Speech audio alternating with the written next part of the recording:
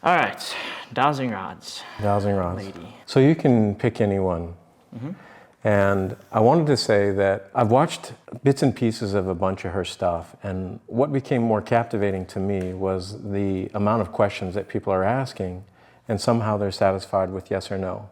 Right. And on the other extreme, I see all sorts of sound bites of what appears to be very wise people giving answers about things, but it's not relevant to the questions that people are asking. Although those answers are really beautiful and they seem like they're coming from somebody that has great wisdom, I feel like I'm somewhere in the middle because I'm a guy on a journey. I only have the answers that I have currently to my current understanding, and those are based on maybe what I learned over the years from conversations, what I've read, experiences that I've had, or things that wash over me in the moment. So my answers are not really answers. They're my current observations.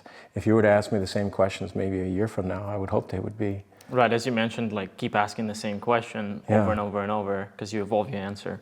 Well, that and it exhausts my pattern of knowledge, you know, and maybe something fresh will come through. So like before we sat down, I just imagined three very wise people in these three chairs off camera here. Right. So why not?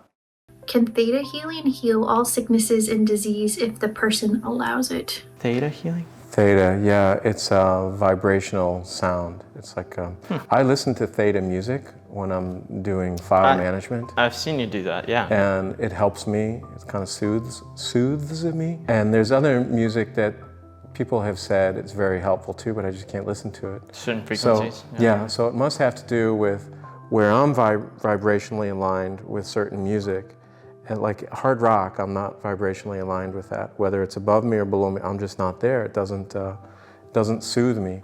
Do you think you can adjust yourself to align with certain vibrations, like say music? Maybe unconsciously. And I'll say it this way, is that at different times in my life, I've liked different music. When I was in high school, I really liked Rush. Writing out the day's events.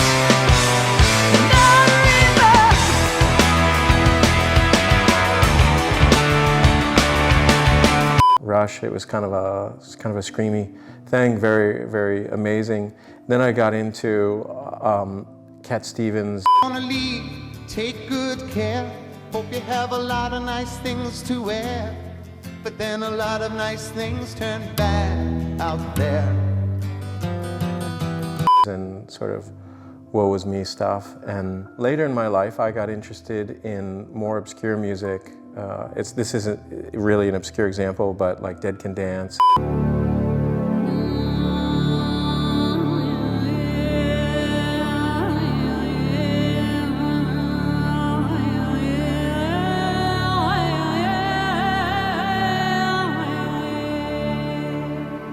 Enigma.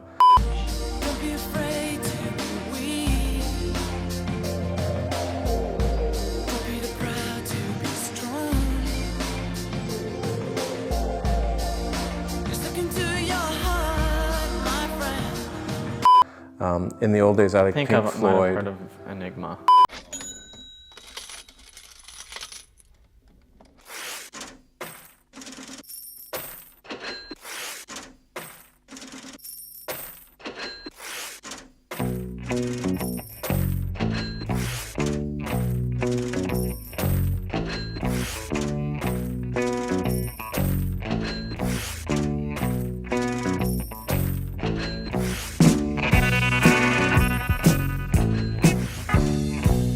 Yeah, it's music that sort of has a collage of sounds and elements that's not just about singing. And right now, I'm interested in extended singing sounds. They're almost chants.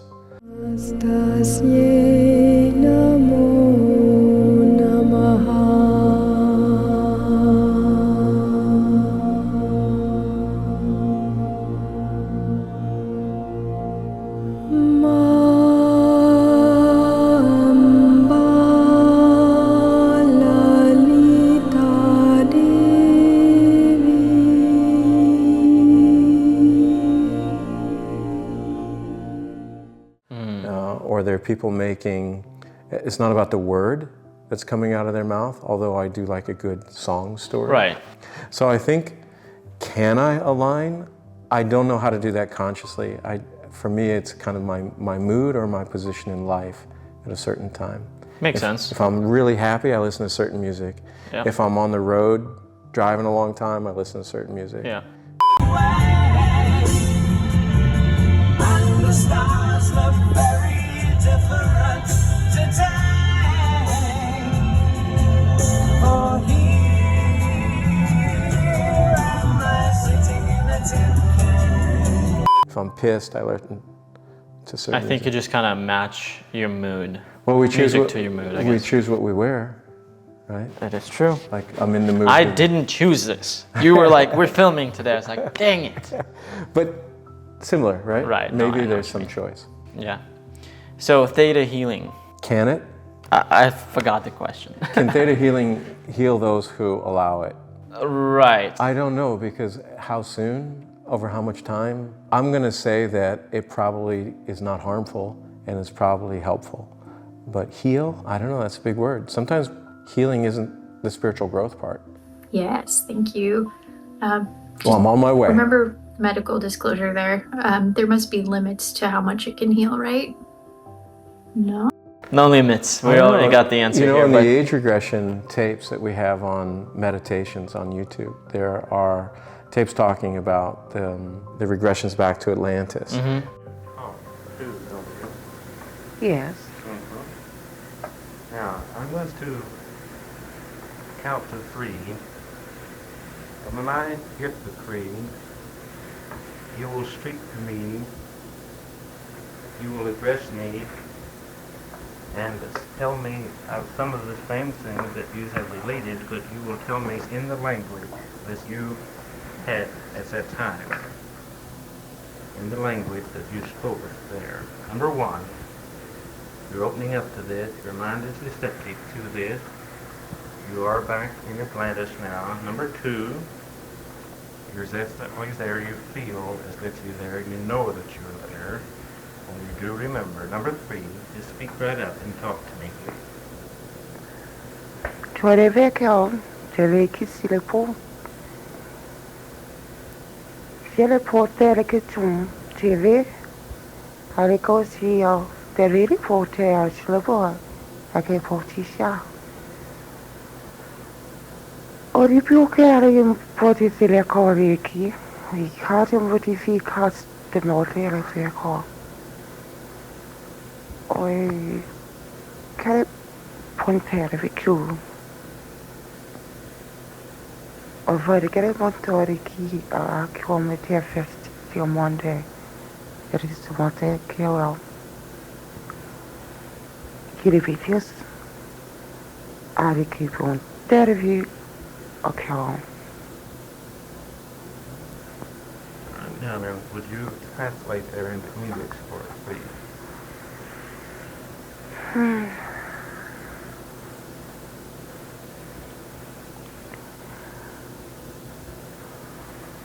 There is a sea. It is a very important part of Atlantis. And there are 2 pillars that guard our harbor. There are tall buildings and dome buildings and the temples. Where they're talking about how they're healing with sound. And we'll have to bring up one of the... sound is very powerful. Well- not only can it heal things and make you align vibrationally with certain things, but it can move things. And there are theories that they made pyramids by like creating a certain sound wave that moved very heavy objects. And it's true, it can do that. Subsonic levitation. Yeah. And but I think there's other ways to be vibrationally aligned with an element that you can disrupt it. The thing is sound is not the only thing, because what about all the people that are deaf? They're not spiritually deficient in any way. They have other senses. They have developed other sensitivities. But sound creates sound waves that can not only be heard, but also be felt. Say there's a subwoofer with big bass sound. Uta, yeah. Right, and you feel it, Yeah. you know, and then certain frequencies can make your heart stop. Yeah, I guess so. I don't. That's a thing. I'm not a sound expert, clearly. The guys who drive around in those cars, yeah.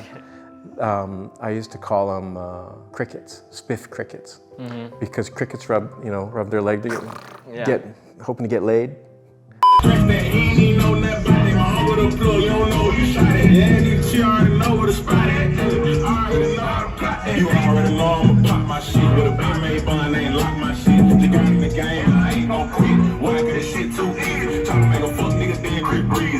It's the same thing with those loud cars, but I also thought that I'm offended. well, you're about to be more offended because No.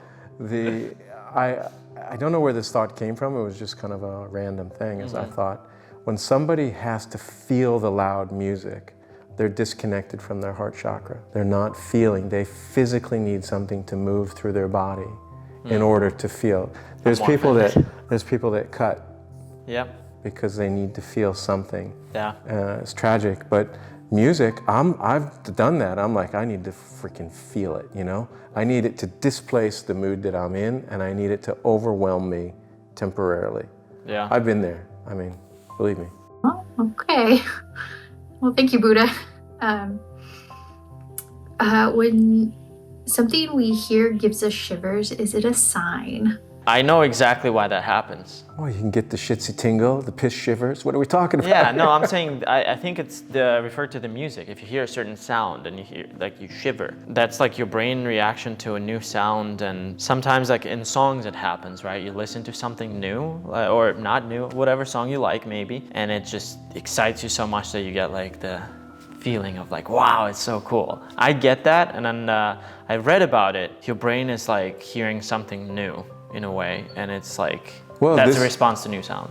This is why I stay up so late sometimes on freaking Instagram.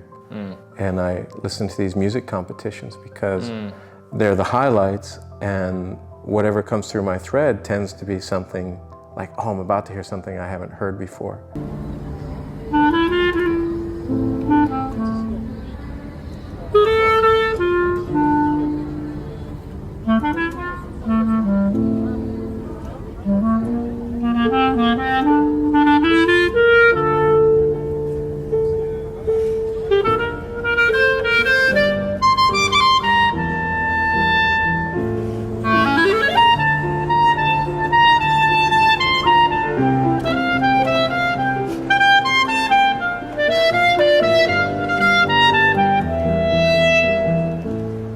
Écoutez-moi,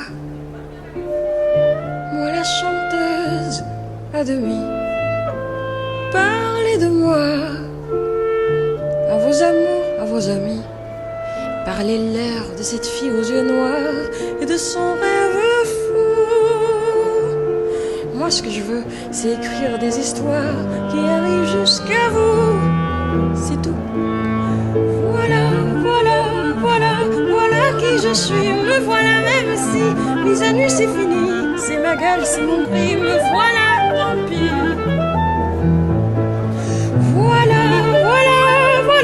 Voilà juste ici, moi mon rêve, mon envie, comme j'en rêve, comme j'en ris, me voilà dans le bruit et dans le silence.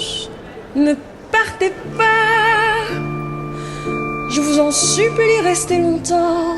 Right. Not just a beautiful voice, but this application or this different things, and so yeah, I get the shivers, but it's not just from music. I mean, I can get the shivers from the sunset, and the shivers meaning not this. No, the exciting, the goosebumps that are like pleasant. But I feel like the shivers are representing an elevation within me. Yep.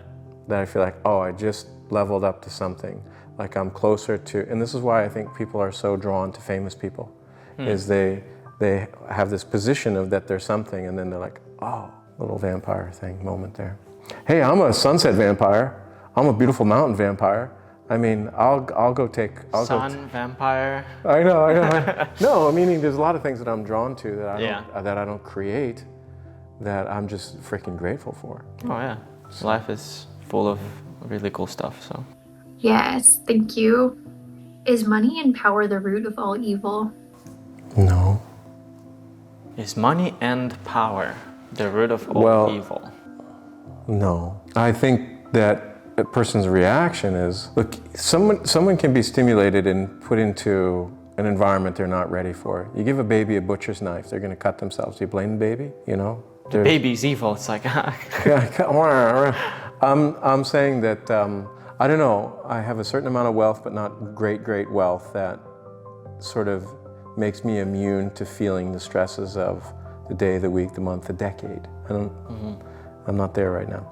So I don't feel that would create disharmony within me. I feel like I would be okay with that. The root of all evil, no, but I have seen people, because they have money, they don't have people around them that say no, and they stop hearing other perspectives, and then they're in this loop of what they say is true, you know, because nothing else is impacting them. They've stopped listening. So not listening is a step towards the root of something not great. And money enables that. There's a lot of poor people in power. What about power? Well, you can take. Depends on the person, really. Okay, so let's take a good cop, bad cop. You got a good cop that has the same power as a bad cop. Yeah. But bad cop is doing bad shit. There's two cops. What makes the one cop not do something? They're on the same pension, the same uniform, same car. It's something within them that is expressing. It's not their position, it's how they handle their position. I think that if I were police for a year, I would be a different person, because I would be seeing the same shit, the bullshit, the ugly, the underbelly. Yeah. And gradually I'm becoming like leather. And now nothing matters to me. I don't know how those guys... Would you over time become a bad cop? Do you think? No, I would leave being a cop if I thought I was being a bad cop. But do you think people over time, if they stick with a job, they become bad because they're just so tired and dealing with it? Well, the pensions do that to people, some people, I would say. They're there just to get me out of there, you know, they get me out of there. I don't know, everybody is on their own journey, so I can't imagine. People are different, and people are going to react differently to money and power. I've been a total asshole at times, but... Yeah, you have. Yeah, but not in the authority, the vested authority perspective of politics or police. I've said mean things, I've quipped at people, you know. No, thank you. Can you cleanse your aura by going to the sauna? Can you cleanse your aura by going to the sauna? So like, do you think you can sweat it out? Like, oh, plus 90 aura, because I'm now sweating it out. Yeah, I'm good. Well, I think that if the sauna helps like mellow somebody, that's a start, but I don't think it's the sauna, it's the person's change within that's doing it. I think there's a lot of catalysts towards good health. Some people feel good after the sauna, other people feel good after a run. I mean, I wish I did. After both? I feel good after a donut. Your aura goes up every time you eat a donut. That's why. That's why. All right, let's see if sauna can help your aura. Yes, I guess it could. I have both at the house. We have the dry and the wet sauna. Thanks for the invite. I use neither. When are you leaving? I know. I use neither one of them. I have trouble breathing in those environments. I feel compressed. Yeah, I felt there. I had asthma, and it just reminds me of asthma. Can leaving be the right choice even if you really love someone? Yes. Said that too fast. Yeah, I agree. It sucks. I think that some people I haven't left fast enough. This hits a little too close. Trigger alert. Trigger alert. All right, let's see. Yes, thank you. Was some type of magic involved in building the Egyptian pyramids? Magic?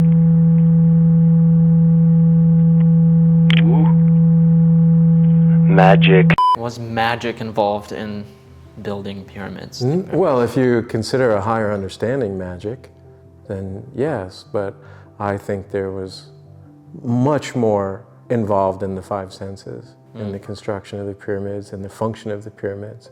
So it was a multi-dimensional construction and a multi-dimensional device. So that's my opinion. Not magic, although some people might think of it as magic. Abracadabra, no, not magic. Right. Just because I have issues with the word. Okay, so. Let's see what the rods say. That's right, magic rods. No, thank you. Did Joseph of Arimathea travel to Glastonbury? No.